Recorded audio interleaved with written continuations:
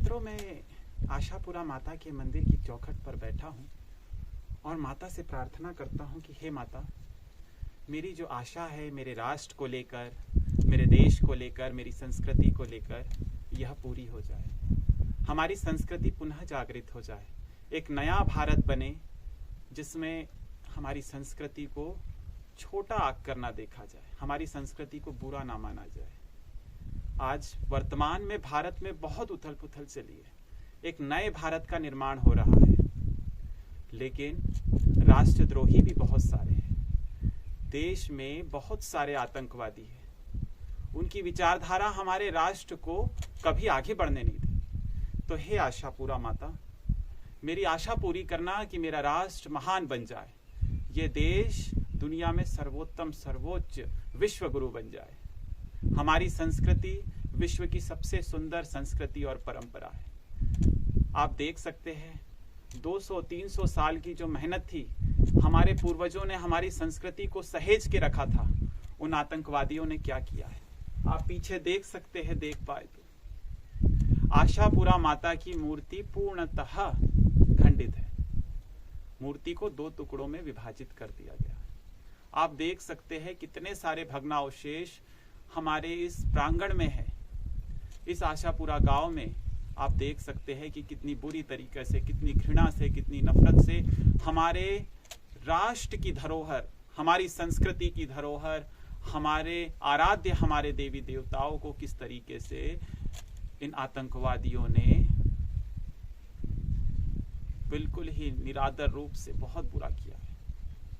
आज भी ये कहते हैं, आज भी इनके मन में यही विचारधारा है, यही सोच है, यही आतंक की विचारधारा आज भी भारत में पनपती है, जो आपको शाहीन बाग में दिख जाती है, जो अभी थोड़े दिन पहले रामेश्वरम कैफे बेंगलोर में बम ब्लास्ट करने वाले की नजरों में दिखी। वही चीज आप इजराइल में देख सकते हैं, वही चीज आप अमेरिका में देख सकते हैं, सारी दुनिया में देख सकते हैं, ISIS में देख सकते हैं, तालिबान में देख सकते हैं। यही विचारधारा तालिबान ने भी बामियान के बुद्ध की मूर्तियों को किस तरीके से तोड़ा। क्या वो पत्थर की मूर्ति उन्हें कोई तकलीफ दे रही थी? नहीं, उनकी विचारधारा घृणित मानसिकता से भरी हुई, विचारधारा में नफरत है। मैं आपको कुछ उदाहरण, मेरे पास एक किताब है, इस किताब से मैं आपको उदाहरण दूं।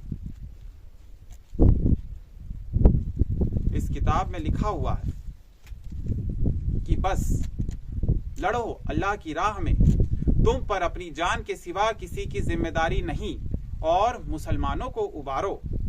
उम्मीद है कि अल्लाह मुनकिरों का जोर तोड़ दे, और अल्लाह बड़ा जोर वाला और बहुत सख्त सजा देने वाला है। मुनकिर का माने यही होता है जो इनकार करता है, मुनकिर असत्य बोलने वाला, और सत्य क्या है कि अल्लाह सत्य, बाकी सब असत्य है। तो जो इनकार कर रहा है उनसे लड़ना है। अब अल्लाह के सिवा कोई माबूद नहीं है, ठीक है, ये कोई पूज्य नहीं, ऐसा कहा गया है। तो ये कहां कहा गया है? सूरा 4 अन-निसा में आपको 85वीं आयत दिख जाएगी, 85 नंबर की। इसके साथ साथ बहुत सारे ऐसे उदाहरण मिलेंगे इसमें जहां पे बहुदेववादी यानी कि मुशरिकों के साथ हिंसा करने के लिए कहा गया है। मुशरिकों के साथ हिंसा करो, मुशरिकों को मारो, कितना कुछ लिखा गया है। इसमें लिखा है कि उनके सिवा कोई माबूद नहीं, मतलब एक ईश्वर उनका जो कहते हैं। मुशरिकों से एराज यानी कि उपेक्षा करो। मुशरिक का मतलब क्या होता है? मूर्ति की पूजा करने वाले। बहुदेववादी, बहुत सारे देवी देवताओं को, हमारा राष्ट्र तो बहुदेववादी है, तो क्या हमारे साथ उपेक्षा का भाव रखते हैं? तो फिर ये किस तरीके से ढोंग और पाखंड करते हैं कि आप भाईचारा निभा रहे हैं। ये किताब में लिखा गया है सूरह 6 अल-अन-नसा, अल-अन-आम, माफ कीजिएगा, अल-अन-आम में, ये सूरा नंबर 107 के आसपास है। इसके साथ आपको मैं बताऊं कि देखिए ये क्या लिख रहा है कि अल्लाह बरतर है यानी कि बड़ा है, अच्छा है, उन मुशरिकाना बातों से जो ये लोग करते हैं, मतलब मूर्ति पूजक की बातें।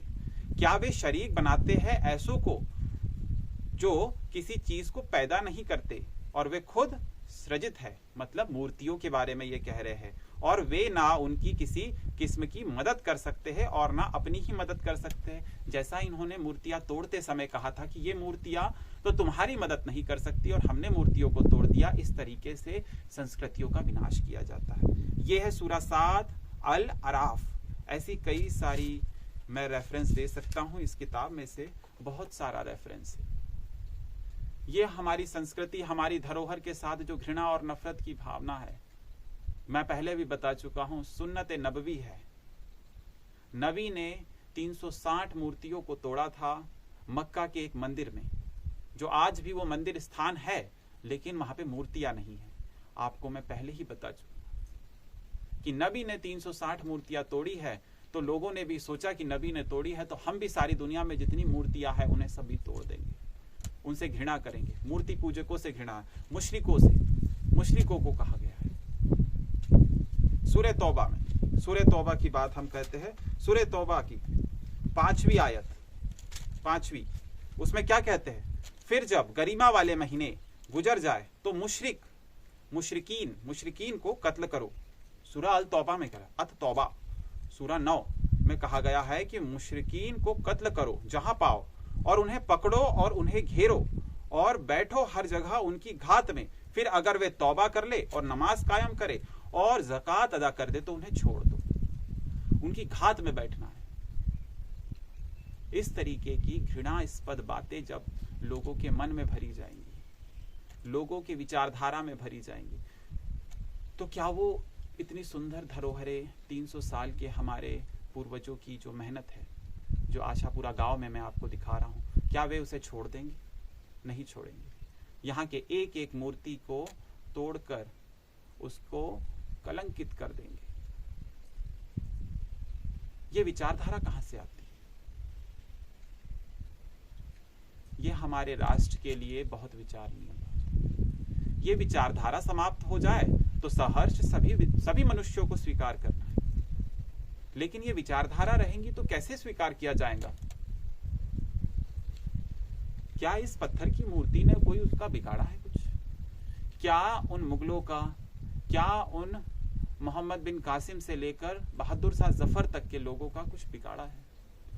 क्या कुछ हानि पहुंचाई है? नहीं पहुंचाई। लेकिन जो विचारधारा है, जो मानसिकता है, जो अरब से उठी और भारत तक आ चुकी है और सारे दुनिया में है, उसने हमारी संस्कृति को खंड खंड कर दिया।